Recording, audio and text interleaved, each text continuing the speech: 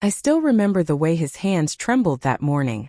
He was trying to tie his old tie, the same one he used to wear when he went to my school meetings. The same tie he wore when he adopted me in his heart, long before I ever called him Dad. That morning I was hiding something from him. A secret that had been in my heart for years. A surprise that, once revealed, would change everything. But before that moment I needed to go back to where it all began. I was 5 when my mother told me that my real father wasn't coming back. She tried to be strong, but I could see in her eyes that she was breaking a little more every time I asked about him. I used to wait by the window for hours, clutching a toy car he once gave me, thinking maybe he'd appear at the end of the street. But he never did. Then one day a man walked into our lives.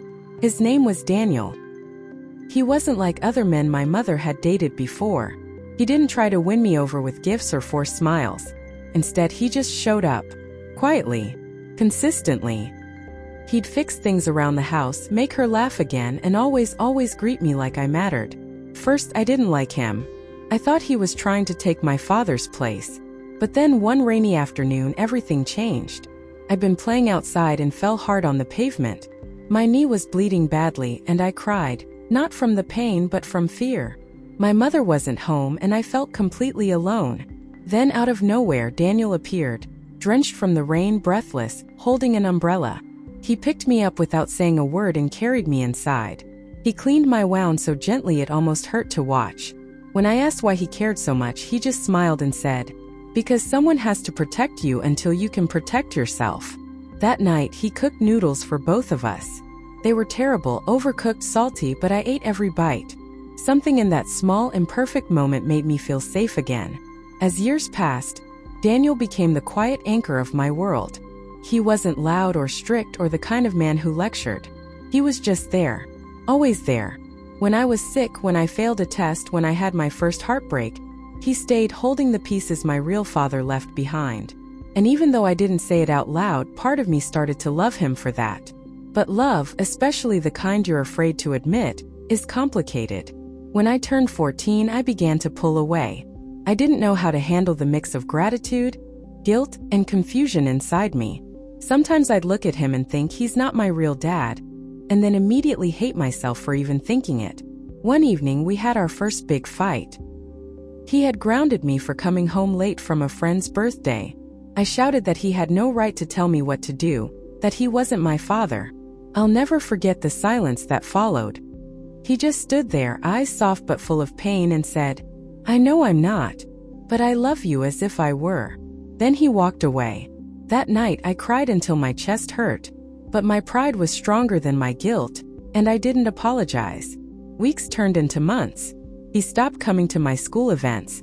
He didn't sit by the door waiting for me anymore. He respected the distance I created between us, even if it was tearing him apart. When I turned 16, I got into a big argument with my mother. I decided to move out for a while, to stay with a friend. Daniel didn't say a word. He just helped me pack my bags. Before I left, he handed me a small envelope and said quietly, "Open it when you feel ready." I didn't open it that night. I threw it into a box and forgot about it. 2 years later, when I finally came home for Christmas, everything looked smaller. The walls, the hallway, even him. He'd aged. His hair had turned gray at the temples. He smiled when he saw me, as if no time had passed, but his eyes were cautious, like he wasn't sure if I wanted him there. During dinner, my mother mentioned how he had been saving money to help with my college tuition. I froze. I wanted to ask why would he still care after all the things I said to him? But the words stuck in my throat. I just nodded and pretended not to hear. Later that night, I went into my old room. It was exactly as I left it. When I opened the drawer to look for something, I found the envelope. It was old and a bit crumpled, with my name written in his handwriting. Inside was a photo of me from my first day of school. I was holding his hand, smiling. On the back he'd written, "Being your father doesn't mean sharing your blood. It means being there when it matters." That single sentence shattered me. I sat there for hours staring at the photo, replaying every memory, every time he'd stood up for me, every sacrifice I'd ignored, every word I wished I hadn't said. For the first time in years, I cried not from anger or confusion, but from love. Real deep love. The next morning, I went to the kitchen early.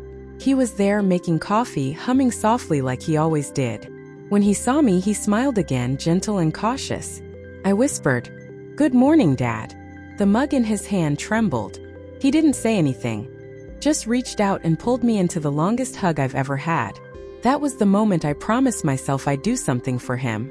Something that could show even a fraction of what he'd done for me. For months, I couldn't stop thinking about how to thank him. He never asked for anything, never took credit. He was the kind of man who loved silently, who believed that showing up was more important than being praised. So whatever I did had to speak louder than words. One night, I was scrolling through old videos on my phone. There were clips of him teaching me how to ride a bike, fixing my prom dress, laughing at my failed attempts at cooking. I didn't realize I had so many little pieces of him captured in time. That's when the idea hit me. What if I made him see what I saw? All those years, all those memories, all those quiet moments when he was my whole world. Even if I didn't say it, I decided to make a surprise for him. It wouldn't be just a gift. It would be a story. Our story. I began collecting everything, photos, home videos, little notes he'd written. I called my mom for help, and she cried when I told her my plan. Night after night, I stayed up editing, recording my own voice to narrate the memories. I wanted him to feel every heartbeat, every word, every second that he had shaped my life. I didn't tell anyone else. It was my secret mission. And the more I worked on it, the more I realized how much of him lived inside me. His patience, his kindness, even his terrible sense of humor. I started to understand that family isn't about who gives you life. It's about who teaches you how to live it. The video would be shown at my graduation party just a few weeks away. Everyone would be there. Family, friends, even my biological father, who had reached out recently trying to reconnect. That made everything even more emotional. I knew that when the moment came, Daniel would finally know what he meant to me. He'd see that every quiet act of love hadn't gone unnoticed. He'd see that even when I was lost, I always found my way back to him. The week of the graduation came faster than I expected. Every night, as I rehearsed my speech and checked the video one last time, my heart beat a little louder. I wasn't nervous about the ceremony, I was nervous about him. Daniel didn't know anything. He thought he was just coming to see me walk across the stage. He'd even joked about how he'd probably cry the moment they called my name. I laughed, pretending to be calm, but inside I was trembling with anticipation. The night before the event, I found him sitting alone in the living room, polishing his old shoes.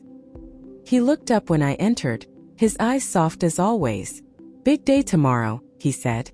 "Yeah," I whispered. "It's a big one." He smiled, then added quietly, "You've made me proud every day since the moment you called me Dad." I froze. It had been years since we talked about that moment. But hearing him say it again made my eyes fill with tears. I wanted to tell him about the surprise, to prepare him somehow. But no, he had to see it, feel it, without expectations. That night, I barely slept. I kept imagining his face when the lights dimmed and the video started playing. The next morning, the hall was filled with laughter, camera flashes, and the sound of celebration. Everyone was dressed beautifully, the air thick with excitement. My friends hugged me, my mother was beaming, and Daniel stood beside her. His tie slightly crooked, just like always.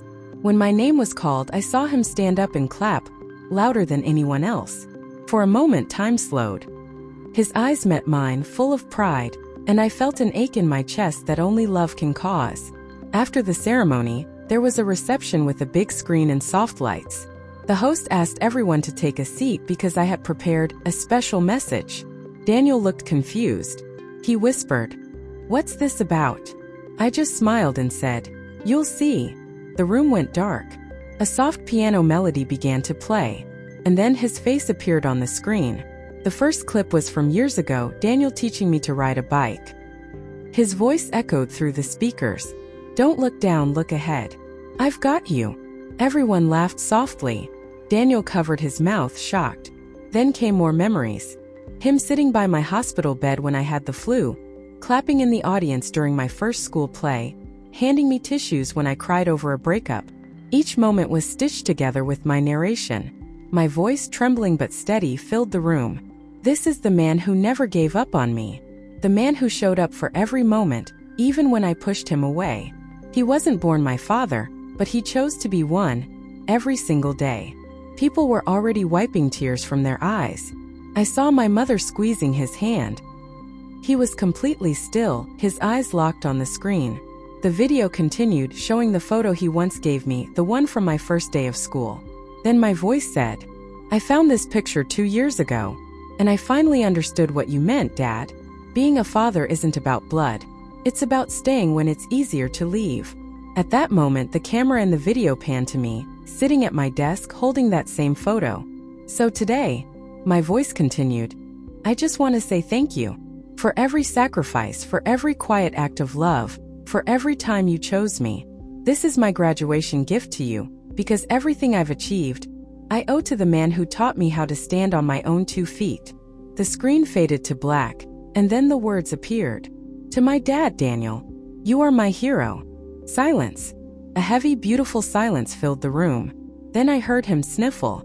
When the lights came back on, he was crying openly, his shoulders shaking. I walked toward him, my own tears blurring the room. He stood up before I could say a word and pulled me into his arms. His voice cracked as he whispered, "I didn't know you remembered all that." I smiled against his chest. "I remembered everything, Dad. I just didn't know how to say it until now." The crowd applauded softly, but it felt like we were alone in the room. Just him and me. No past mistakes, no distance, no bloodlines.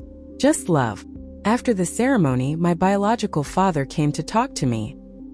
He said he was proud too, that he wished he'd been there more. I listened politely, but deep down I knew something he didn't. Fatherhood isn't something you inherit. It's something you earn one day at a time. Daniel never replaced my father. He became my home.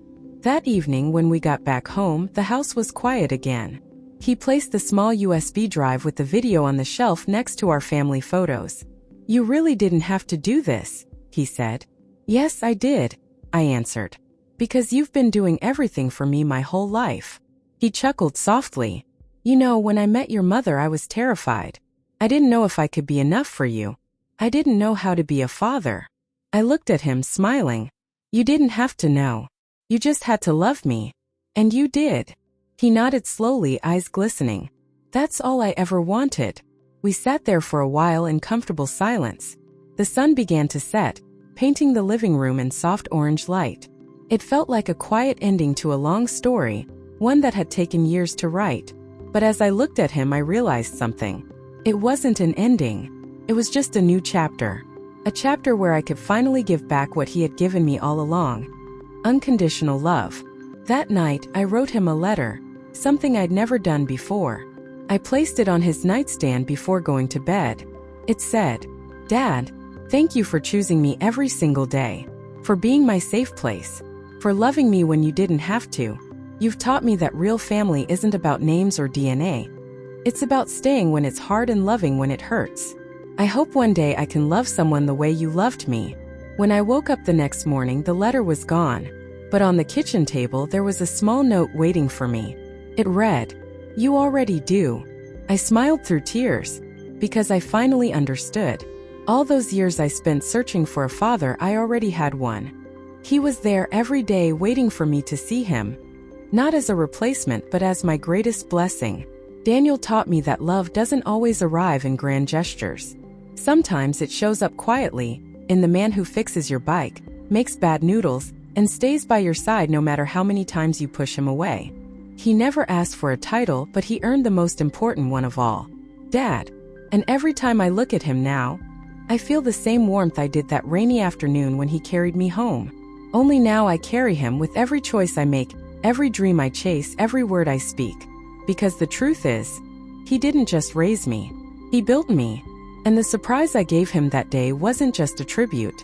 It was a confession.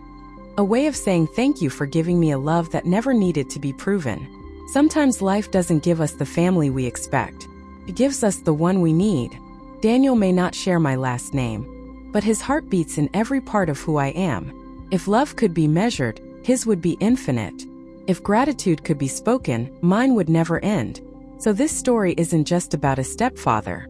It's about a man who became a father through love alone. And if you've ever been loved by someone who didn't have to love you, hold them close. Because that's the kind of love that lasts forever.